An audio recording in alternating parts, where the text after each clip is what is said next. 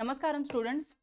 तो Indian contract act में तो कॉन्ट्रैक्ट वर्ड को डिफाइन किया गया है और जिसका मीनिंग बहुत ही इंपॉर्टेंट है हमको समझने के लिए। एक्ट को कहाँ पे डिफाइन किया है इसको, तो सेक्शन 2 क्लॉज एच में कॉन्ट्रैक्ट वर्ड को डिफाइन किया गया है।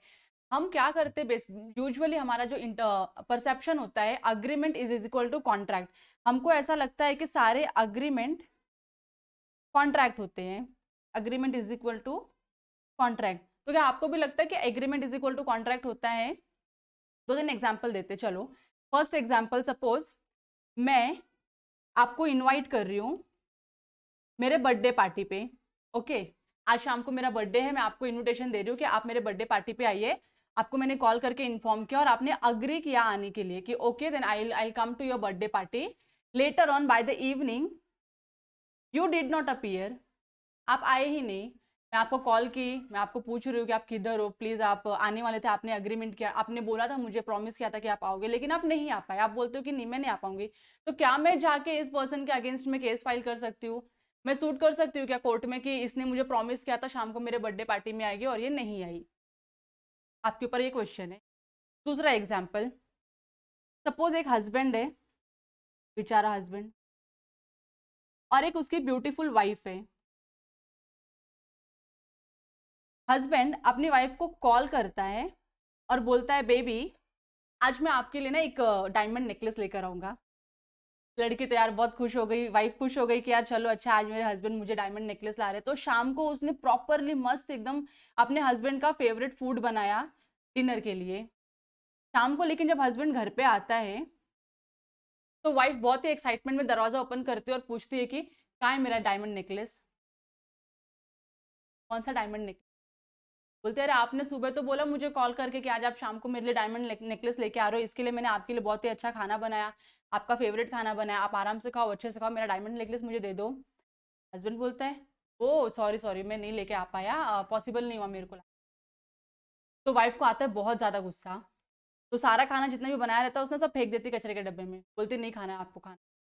और बोलती कि मैं अब आपके ऊपर केस फाइल करूंगी कोर्ट में कि आपने मुझसे प्रॉमिस किया था सुबह कि आप मुझे डायमंड नेकलेस लाके देंगे, लेकिन आपने मुझे डायमंड नेकलेस लाके नहीं दिया। मुझे ये बताओ क्या ये वाइफ कोर्ट में जा सकती है अपने हस्बैंड के अगेंस्ट केस करने के लिए? आपके ऊपर। थर्ड केस में मैं एन इंडिविजुअल, एक पर्सन, सपोज मिस्टर एक्स है, ये मिस्टर एक्स है, ये आपको एक ऑफर करते, ये ऑफर करते कि आप मेरी मिल्टन की बॉटल परचेस करेंगे 100 रुपीज में। आप कौन हो यहाँ पे? यू, ये आप हो।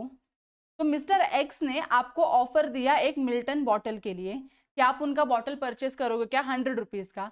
आपने इसको अग्री किया, बोला कि yes I will by your bottle for ₹100। आपने अग्री किया, तो क्या ये कॉन्ट्रैक्ट है, क्या ये अग्रीमेंट है? आप मुझे ये बताओगे। ओके, ठीक है, आगे बढ़ते। कॉन्ट्रैक्ट का डेफिनेशन कैसे दिया है? Contract is given defined under section 2 clause H. Contract is an agreement and it's enforceability by law. Agreement क्या होता है, चलो पहले हम वो डिस्कस कर लेते हैं। रिवर्स में हम कॉन्ट्रैक्ट का डेफिनेशन रीड करते हैं। तो जब कोई इंसान आपको ऑफर देता है, जब आपको कोई ऑफर देता है कोई पर्सन, और आप उस ऑफर को एक्सेप्ट कर लेते हो by giving your consent either in oral और in writing, then that consent becomes a promise. Promise कहाँ पे डिफाइन किया? सेक्शन 2 क्लॉज बी में। क्या बोला मैंने? जब मैं आपको कोई एक ऑफर करती हूँ और आप उस ऑफर को अपना एक्सेप्टेंस देते हो, तो ये ऑफर प्लस एक्सेप्टेंस क्या बन जाता है? मेरा प्रॉमिस। अब प्रॉमिस में हम अगर ऐड कर देंगे कंसिडरेशन, कंसिडरेशन मीन्स क्या होता है? तो समथिंग इन रिटर्न। जैसे कि मैंने आपको थर्ड एग्जांपल में बोला कि मैं आपको बॉटल दूंगी और आप उसके लिए मुझे 100 रुपीज देंगे, that is what is consideration. Consideration add कर देंगे तो वो क्या बन जाता है? अग्रीमेंट। एग्रीमेंट कहाँ डिफाइन किया गया है? सेक्शन 2 क्लॉज ए में। अब जब हम अग्रीमेंट को जब हमारा एनफोर्सिबिलिटी बाय लॉ मिलता है तो वो क्या बन जाता है हमारे लिए? कॉन्ट्रैक्ट। आपको समझ रहा है डेफिनेशन पूरा कैसे जा रहा है? रिवर्स में इसका डेफिनेशन दिया हुआ है। सेक्शन 2 क्लॉज ए में क्या डिफाइन किया गया है? ऑफर या प्रपोजल। जब आप किसी को कोई ऑफर देते हो और उस बंदे ने आपके ऑफर को एक्सेप्ट किया है तो वो क्या बन जाता है हमारे लिए? प्रॉमिस। अब जब प्रॉमिस में कंसिडरेशन होता है, मैं आपको यहाँ पे मेरे थर्ड एग्जांपल में मैं आपको एक बॉटल मिल रहा था 100 रुपीज में, तो आप 100 रुपीज पे करोगे ऑफरर को, और ऑफरर आपको बॉटल देगा मिल्टन का, तो ये क्या हो जाता है, एक प्रॉमिस। यहाँ पे ये 100 रुपीज और ये बॉटल क्या है, कंसिडरेशन है एक कॉन्ट्रैक्ट को क्रिएट करने के लिए, एक अग्रीमेंट को क्रिएट करने के लिए। तो 2B में प्रॉमिस को डिफाइन किया गया है, इसमें जब कंसिडरेशन ऐड किया तो 2E में क्या हो जाता है, वो एग्रीमेंट होता है, और जब एग्रीमेंट को एनफोर्सिबिलिटी बाय लॉ मिलती है तो वो क्या बन जाता है, एक कॉन्ट्रैक्ट बनता है। ओके, तो एनफोर्सिबिलिटी बाय लॉ क्या होता है, मतलब इसका मीनिंग ये होता है जो क्रिएट करता क्या है, legal obligation, legal right create करता है, वो क्या होता है हमारा एनफोर्सिबिलिटी बाय लॉ। ओके, तो हमारा कॉन्ट्रैक्ट एनफोर्सिएबल कब होगा, जब वो एक वैलिड अग्रीमेंट होगा। अग्रीमेंट के साथ उसमें जब सारे essentials of a valid contract के जो पार्ट्स है, एसेंशियल एलिमेंट्स है, वो अगर इसमें कवर होते हैं तो आपका जो अग्रीमेंट है वो क्या हो जाता है, कॉन्ट्रैक्ट। समझा आपको यहां तक? I hope it is clear to you. चलो डिटेल में देख लेते हैं। The term contract is defined under section 2 clause H of the Indian Contract Act 1872 as an agreement enforceable by law. It consists of two essential elements. Contract में दो essential elements क्या है, पहला agreement, दूसरा क्या है, its enforceability by law. Agreement क्या होता है? The term agreement is given under section 2 clause E of the act is defined as every promise and set of promises forming the consideration for each other. तो वहां पे जहाँ पे consideration होता है एक दूसरे के लिए, वो प्रॉमिस या सेट ऑफ प्रॉमिस क्या बन जाता है हमारे लिए, एग्रीमेंट बन जाता है। ओके, तो प्रॉमिस क्या होता है, when the person to whom the proposal is made signifies his assent on that proposal. Assent means आप अपना अप्रूवल दे रहे हो, signifies his assent on that proposal which is made to him, the proposal becomes accepted proposal becomes promise. An agreement is the result of the proposal made by one party to other party and that other party gives his acceptance thereto of the course of the mutual consideration.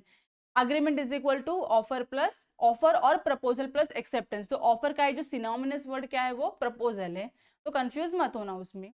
Enforceability मतलब क्या होता है, agreement to become a contract must give rise to a legal obligation which means duly enforceable by law. Thus from the above definition we can conclude that a contract is equal to accepted proposal or agreement plus enforceability by law.